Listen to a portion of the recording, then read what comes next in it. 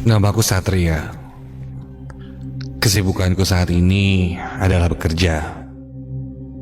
Namun, meskipun telah bekerja, aku masih aktif di salah satu organisasi mahasiswa di sebuah perguruan tinggi di daerah Cimahi.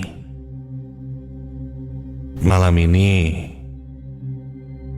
aku akan berbagi pengalaman terseramku yang tidak mungkin bisa kulupakan. Kejadian yang kualami ini memang sudah cukup lama. Namun teman-temanku menyarankanku untuk membaginya di Nightmare Site Ardan Radio.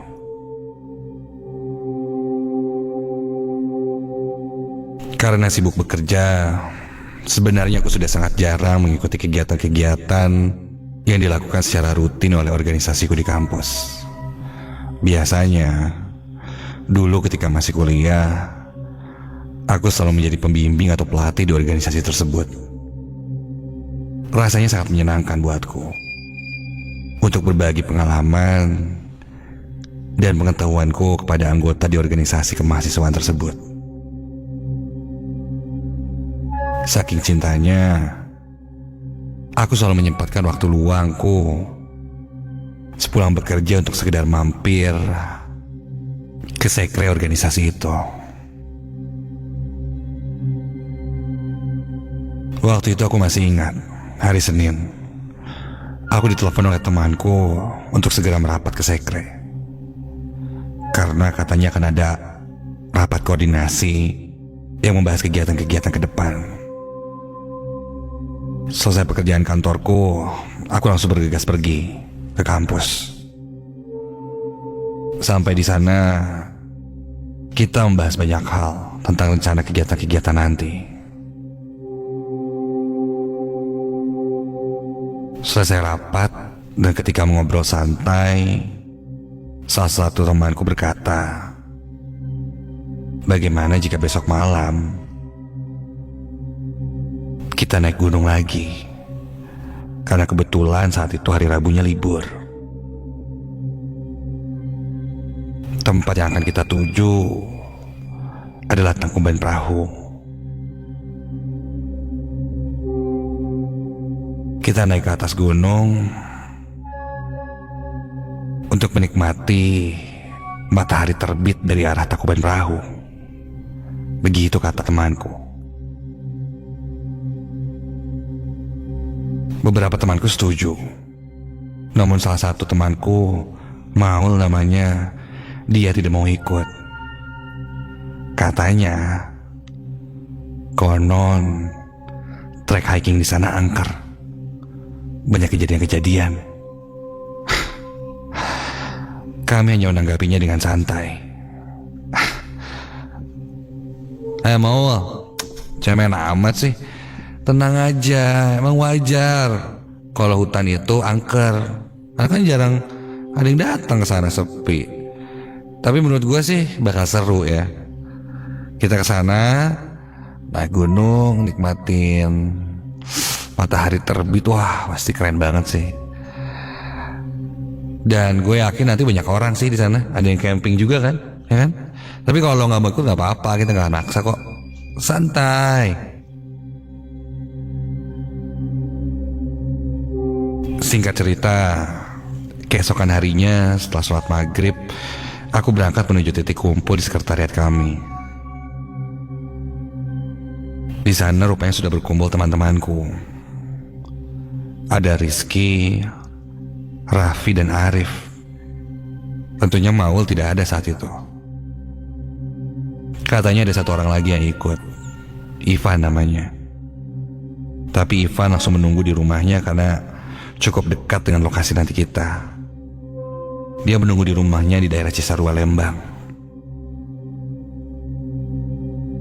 Kita hanya berlima yang akan berangkat ke sana. Setelah berkumpul sekitar jam 8 malam, kita pun berangkat menuju rumah temanku Ivan yang berada di daerah Cisarua itu untuk briefing sekaligus menitipkan motor. Sampai di rumah Ivan, kita langsung membahas mengenai jalur yang akan kita lewati. Karena ingin mengejar matahari terbit, jadi kita akan berangkat larut malam.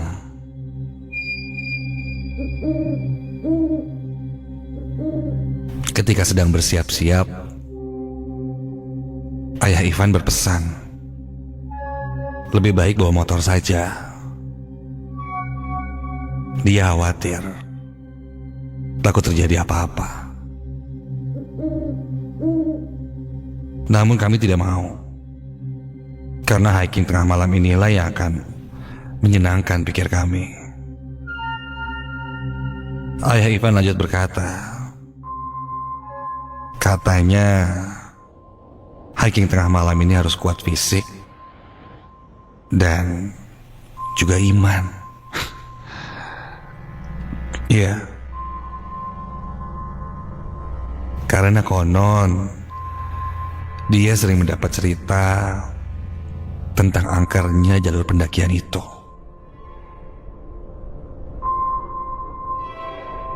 Kami pun mengiyakan. Lanjut berpamitan, dan sekitar jam 10 malam kami pun berlima berangkat.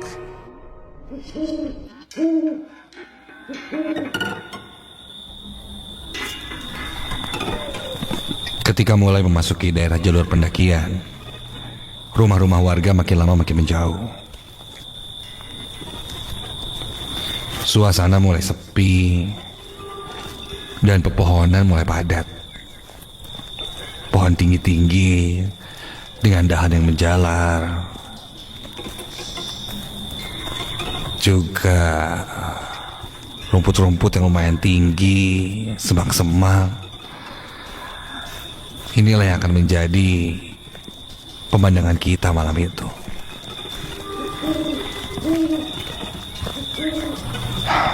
Agak seram juga sih, mengingat kita hanya berlima dan memasuki hutan. Jalan mulai gelap. Sudah tidak ada penerangan karena semakin jauh dari rumah warga. Aku menanyakan senter pada temanku Arif. Rif, mana senter? Coba sini. Tadi gue udah beli baterainya soalnya. Sebelumnya Arif bilang senter itu tidak menyala karena mungkin baterainya habis. Namun aku membeli baterai baru untuk senter itu. Senter yang lumayan besar dan sepertinya cukup untuk menerangi perjalanan kami. Namun saat ku coba memasukkan baterainya, senter itu menyala, namun sangat redup. Hampir bisa dibilang mau mati. Sepertinya memang bukan baterainya, tapi mungkin bohlamnya. Kalau kayak gini sih percuma, gak kelihatan. Kayaknya bukan baterainya deh, bohlamnya deh. Yaudahlah, udah aja. Kita pakai ini aja, flashlight handphone aja. Udah ada handphone gua aja tuh. Yuk.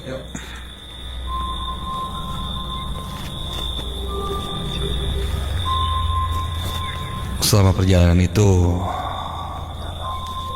suasana terasa berbeda. Hampir tidak terdengar suara apapun selain keheningan malam. Membuat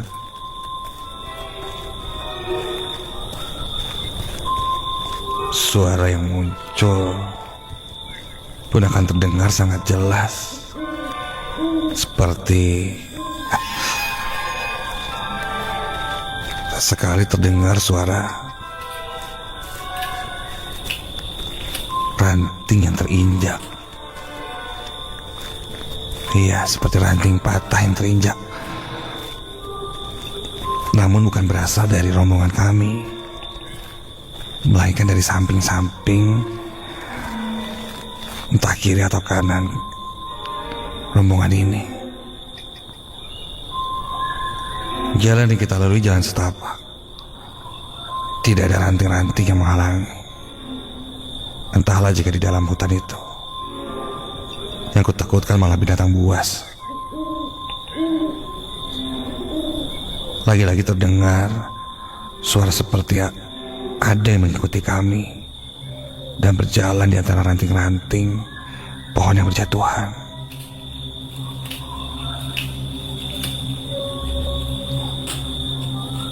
Aku melirik ke arah Rizky.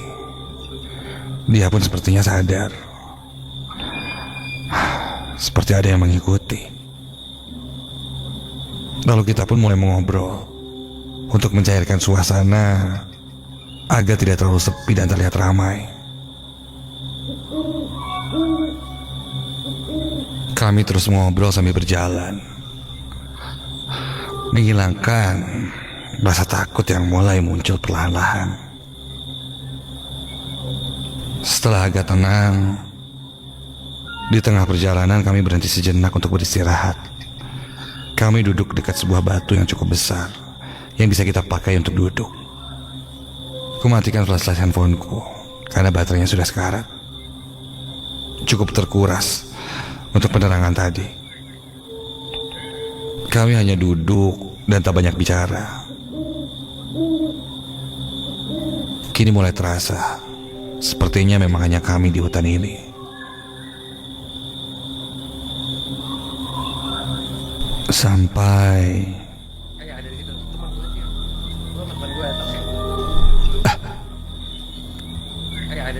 dengar gak? Tiba-tiba tidak jauh dari arah samping kami terdengar ada orang-orang yang mengobrol. Jaraknya cukup dekat dan terdengar jelas olehku.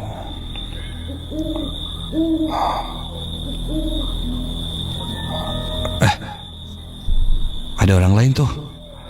Mungkin kayaknya panitia atau orang yang lagi ngecek tempat untuk camping deh. Gue lihat ya. Belum sempat teman-temanku menjawab, aku langsung bergegas mengeceknya.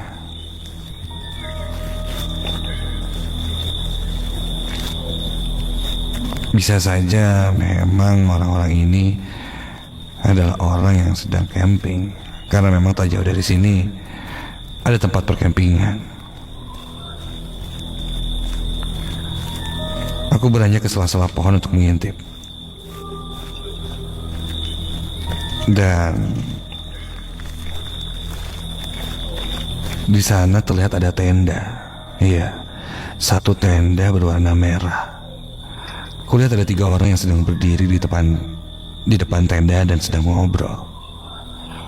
Namun memang di sana gelap. Mereka yang camping itu tidak menyalakan api unggun atau penerangan lainnya. Entah sedang apa mereka. Aku pun menyapanya. Hei, halo. Mereka yang sedang mengobrol itu refleks melihat ke arahku dan menyambutku dengan lambaian tangan. Salah satu dari mereka mengajakku untuk mendekat. Aku pun mendekatinya. Baru aku mau melangkah, tiba-tiba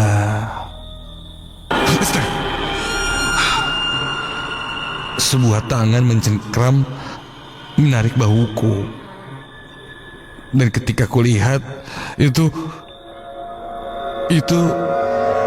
Ivan, temanku. Lu gila ya? Lu mau bunuh diri? Lu mau jatuhin diri lu ke jurang, ha? Jurang?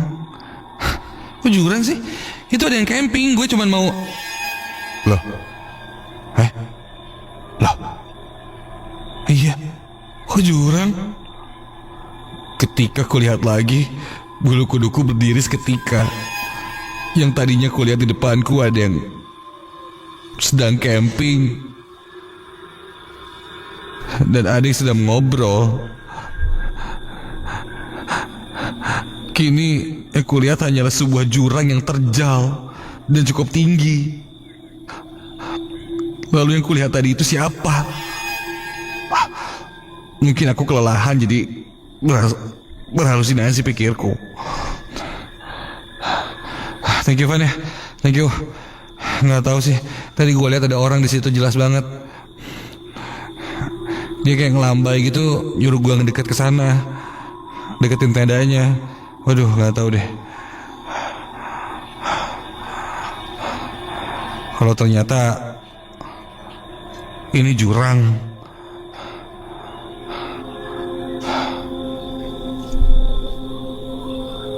Temanku yang lain pun kaget mendengar itu. Hingga Rizky berkata, kita harus lanjutkan perjalanan. Dan selama melanjutkan perjalanan itu, kita harus terus berdoa dan jangan melamun. Karena sepertinya penghuni hutan ini sudah memperhatikan kita dari awal kedatangan.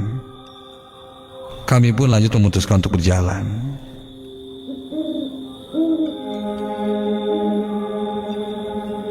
Sejak kejadian itu, perjalanan kami pun terasa sangat berbeda. Setelah kejadian itu, kami terus berkonsentrasi pada rute ini. Bahkan aku tidak mau melihat ke kiri dan ke kanan. Hingga beberapa waktu kemudian, Raffi menghentikan langkahnya. Katanya dia sudah tidak tahan ingin buang air kecil. Aduh, bisa tahan dulu nggak?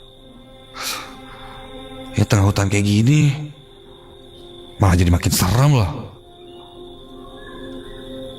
Namun Raffi bilang dia sudah tidak kuat dan malah memintaku untuk mengantarnya karena takut setelah kejadian tadi.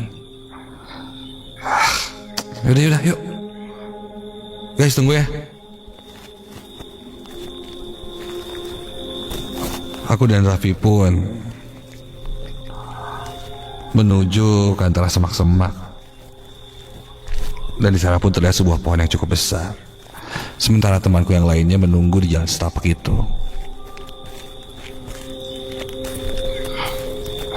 Raf, buruan ya, serem nih.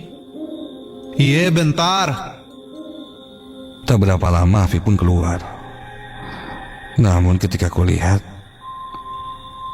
wajahnya terlihat pucat. Dia terlihat seperti ketakutan. Bro, lo kenapa? Dia pucat kayak gini sih? Oh, lihat setan. Raffi langsung menarikku menjauh dari pohon dan tidak berkata apa-apa. Wajahnya pucat ketakutan. Sepertinya ada sesuatu yang dia lihat di sekitar pohon itu. Kami pun lanjut berjalan ke arah temanku yang lain. Belum sempat sampai pada teman-temanku, tiba-tiba terdengar ada suara teriakan dari belakangku. Woi Satria, mau kemana lo? Kok ninggalin gua? Sat. Ketika berbalik, loh, di belakangku Raffi yang sedang berlari kecil mengejarku. Dan ketika ku sadar, yang kupikir di sebelahku itu Raffi, sosoknya sudah tidak ada. Seketika bulu kuduku berdiri dan tiba-tiba terdengar suara cekikikan kecil dari arah atasku. Begitu ku tengok, astaga, aku melihat sosok perempuan berbaju putih dengan rambut yang sangat panjang, dengan wajah yang pucat sangat menyeramkan. Matanya melotot ke arahku.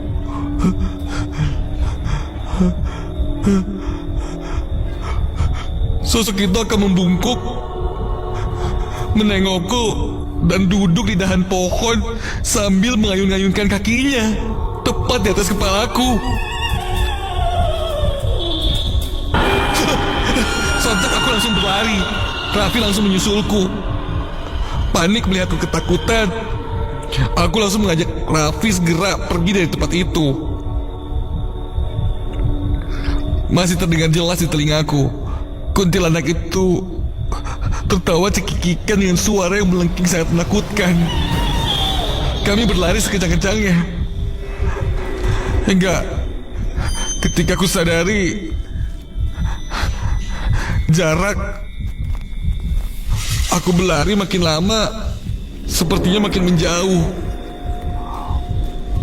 Padahal aku ingat betul jarakku dengan temanku yang sedang menunggu di jalan setapak itu tidak jauh.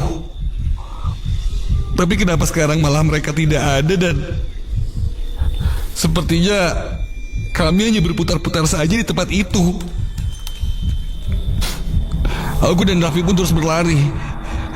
Dan sesekali ketika aku lihat ke belakang, sosok kuntilanak itu terbang dari pohon satu ke pohon lainnya sambil tertawa cekikikan. Kami terus menjauh dari sosok kuntilanak itu sampai akhirnya kami menemukan lagi jalan setapak. Dan seharusnya kami sudah sampai. Kami berhenti dan beristirahat sejenak karena nafasku saat itu sudah tidak karuan.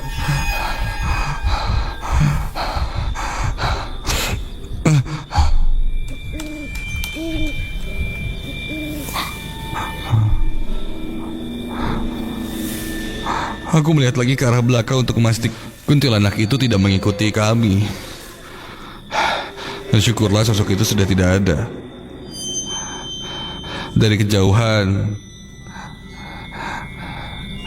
kami lihat justru ada sebuah cahaya yang mendekat. Namun bukan cahaya senter, seperti obor. Iya, mungkin ada salah satu dari warga yang sedang berjalan juga di daerah hutan ini.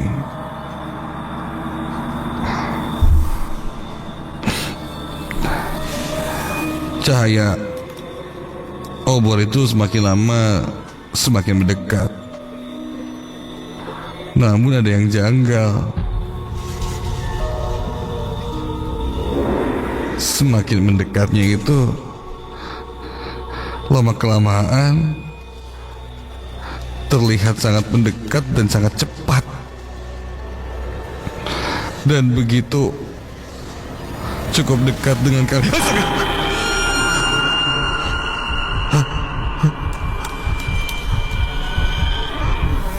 Yang kukira obor itu ternyata sebuah bola api yang melayang sekelebat dengan cepat melewati kami.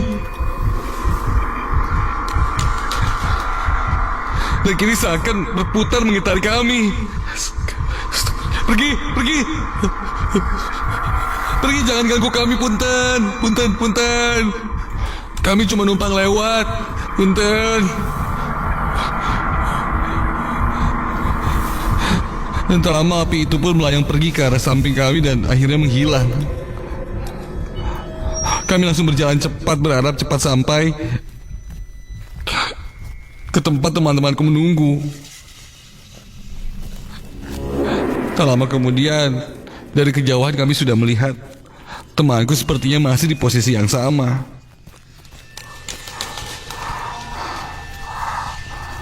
Begitu sampai, mereka langsung mengajak aku dan Raffi pergi.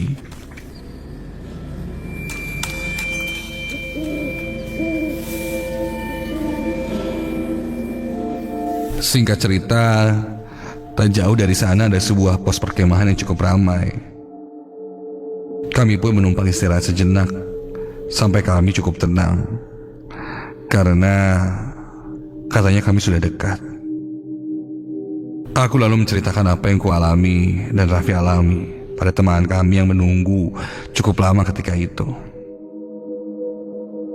Namun mereka terlihat bingung karena katanya mereka tidak menunggu lama. Tidak sampai 2 menit, aku sudah kembali. Padahal aku sudah berlarian dan melihat ini itu. Tapi ternyata aku tidak selama itu. Lalu dibawa kemana tadi? Konon aku itu berada di dimensi lain dari hutan itu. Tempatnya para mereka. Tak terasa waktu berlalu dan matahari pun mulai muncul dari peraduan. Kami berasa tepat waktu, berhasil melihat matahari terbit dengan indah. Menikmati pemandangan itu membuat kami akhirnya bisa lupa dengan kejadian ketika kami berangkat menuju tempat ini. Segala sesuatu memang butuh proses. Ada yang menyenangkan, ada juga yang tidak. Malam itu menjadi sebuah pengalaman yang tidak terlupakan olehku.